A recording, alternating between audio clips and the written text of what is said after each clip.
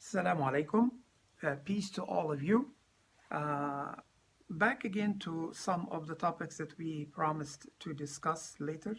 To everybody, I received, by the way, really nice comments, and people were kind of like happy with the topics that we discussed about reality in the Muslim communities, not only here in Florida, but everywhere. And we have similar issues, as they said. What we talked about was right, like they say, you hit the nail on the head. Today, again, the other discussion that I want to start with basically is the ego of some of the Muslims in the communities where we live. Very important to know that the story of how we started or how people started when they came into America or the West in Europe or Australia or Canada or basically everybody and majority of people that they came from back home, they had very good intention. They may not had a good knowledge about Islam or not knowledge. It's kind of like the way they were raised in different cultures dictated to them how it should be. How can we build a mosque in the West? Uh, Matter of fact is, no one can deny that the effort that these generations have uh, uh, done of work and dedications and hard work and give their money, give their time, give their abilities and youth highly commended, no doubt about that.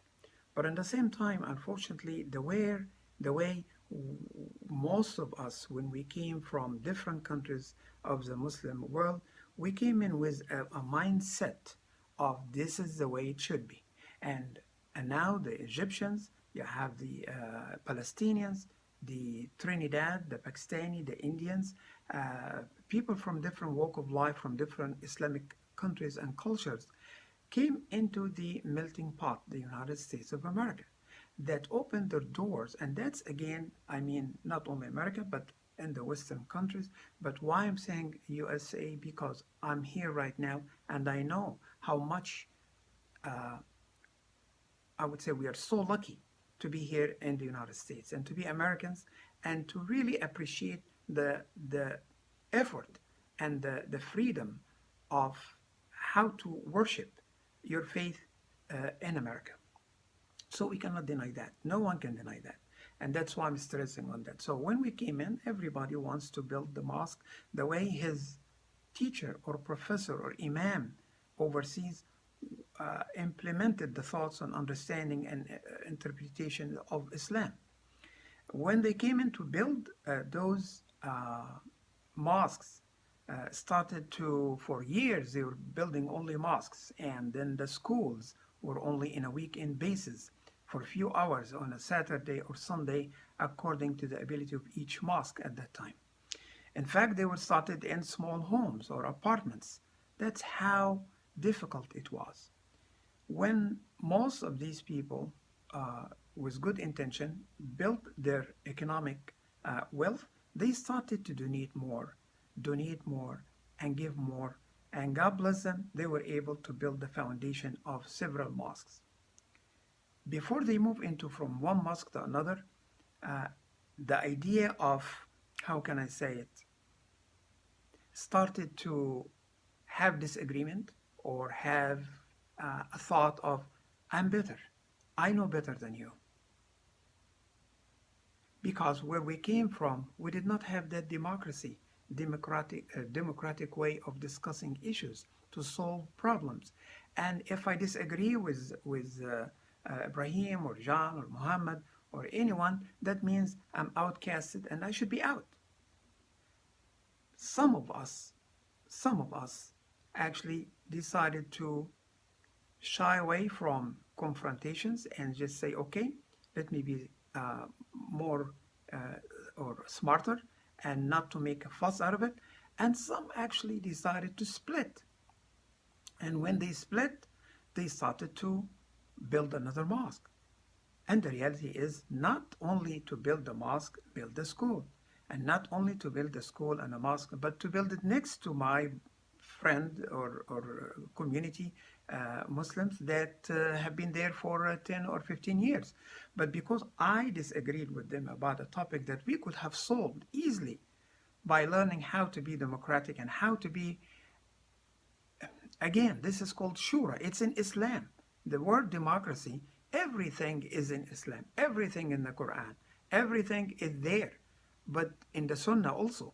But we don't lean toward going back again to the constitution of Quran to follow. That has nothing to do with the Constitution of the United States of America, of course. That's a different story. We all obey and comply with that Constitution that we all love and has a good, dear place in our hearts as Muslims.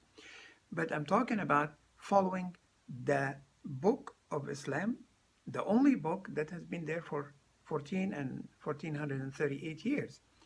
And we talk about it, that Islam and Quran, but in the same time, we tend to dictate our personalities and our ego in determining or the determination of taking or making a decision. I may disagree with you, and instead of sitting together and get things out of your chest, out of your heart, and we discuss it as a family in the community, we don't.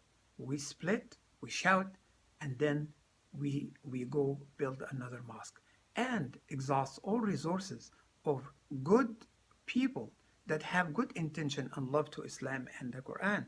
But again, they split. You tell me with good intention, with bad intention, the outcome is the final word. The outcome, we depleted a lot of resources. And some people will say, well, it doesn't matter. In the beginning, we have to build so many mosques and house many schools. Yeah, but you forget in the middle, instead of finishing or having a strategy, national strategy, or at least on the level of a state strategy for building mosques and building schools, the distance, and have some educated people that are qualified to make those decisions. Unfortunately, the people that have that ability, with all due respect to whoever started any mosque or any project that helped Islam to flourish and helping the community at large, they were not having, or they didn't have the time to participate in this issue. All what they believed is give money and give some of your time to attend board meetings, but they do not have that mentality that we learned here all those years in the West, that we need to consult with each other. We need to show respect to each other and listen. Not because I'm a doctor, everybody should listen to me. Not because I'm a wealthy man, the decision will be in my hands, regardless if I know about how to run a business. How to run a business is different from a little bit of running the business of having mosques or building schools. Again, I'm not saying or defaming anyone about their sincere effort, but sincerity and good intentions, not enough. In my opinion, it is running a business. The mosque is running a school. It's a business after all. But to get emotions involved into that only and say, because I give hundreds of thousands or millions of dollars from donors, that means they should be on the board of director and to be the head of those boards and make the final decision. And because we have so many people that came in from overseas that have fear of objection, have fear of standing to say their opinions, they tend to be silent, and the decision will be made by those who do not have enough knowledge about how to run a mosque or actually how to have a strategic planning for bigger and better future. Some people will say, why didn't you? I say, well, one vote is not enough. If you have 7 or 9 board members and 1 or 2 would say, I disagree or I see it differently, it would not be followed. Simple as this. So basically, either you fight or you go to court, like it happened in some areas, some mosques, and we all aware of that. And I'm not saying this only with the Muslim community. I know it is also with our brothers in Christianity or Judaism or our human beings, friends in different beliefs or faith.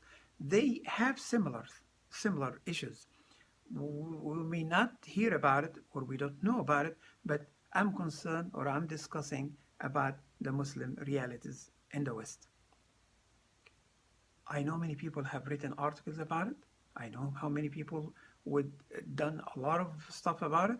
But before I continue, I'm going to stop here. Then we continue later in a second.